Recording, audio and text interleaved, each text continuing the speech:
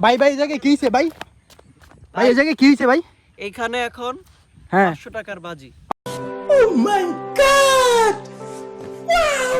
500 টাকার 500 টাকা কোন কি ভাই শিওর? হ্যাঁ শিওর 500 তো টাকার ভাই বাজি। বাজিটা কি ভাই? 500 টাকার বাজি হচ্ছে এটা কি করতে হইব?